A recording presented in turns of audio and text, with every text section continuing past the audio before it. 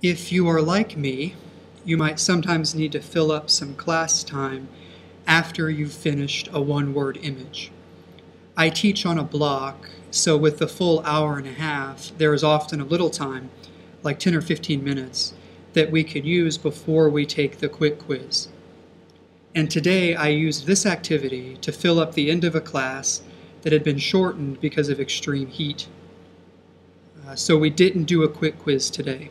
We just did this drawing and reading activity that I'll describe here after our one-word image. Of course, we are all concerned, always, with getting more reps on the target structures. But classes will eventually get restless from so much auditory input. That's the time to turn to reading. In the beginning, of course, the reading will be simple, and for this activity, it is really only a sentence long. And actually, for this activity, the students use textofate.com, and so for them, it feels a lot more like writing, but what's actually going on is that the students must process and read the written word, and those are all good reading reps, in my opinion. So, start with your one-word image. In a second level class, for example, and I've got examples here to show you, we've been talking for the last couple of days about what superhero do you want to be, and if he or she were a superhero, he or she would be Batman or Superman or whatever. So the structures are hero, in Latin that's heros, and if he or she were, in Latin that's si esset, he or she would be, in Latin that's just esset. So we made a nice one-word image around a student, let's call him Phil, who, if he were a hero, would be a big, smart, and handsome Superman. Of course, all the circling went into making that image. We circled around everything for about 15 or 20 minutes to make that image together and to get it into everyone's head. Then, for the final 10 to 15 minutes of class, I had the students get out a half sheet of paper.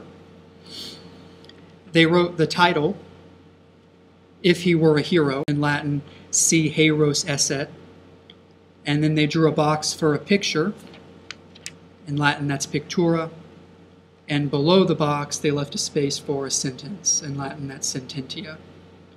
I guided them through this process on the projector while speaking as much L2 as I could. We all ended up with a blank tip plate like this. See if you guys can see that there. So I didn't do the title on this one. Si heros esset, if you were a hero, but you see there's a space for a picture there and then a space for a sentence below.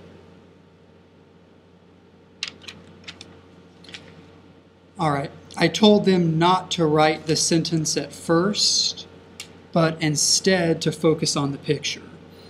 I gave them 5 minutes or so to draw a picture of the image we had just created, together, of Phil as a big, smart, and handsome Superman.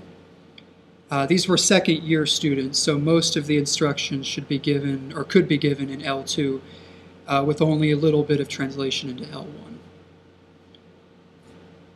After that, I projected a screen from textofate.com, a mixed-up version of the sentence that looked something like this. See if you guys can see that, yeah. So then they got 5 minutes or so to process the written word, unscramble the sentence, and write out the sentence in the correct order below their pictures.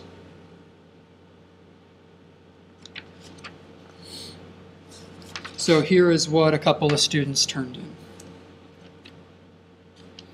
can always tell if it's a girl or a boy drawing. So a girl drew this one.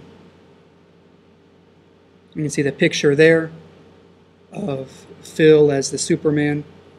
And you see the sentence there below. Phil, si heros esset, Superman magnus et intelligens et pulcher esset.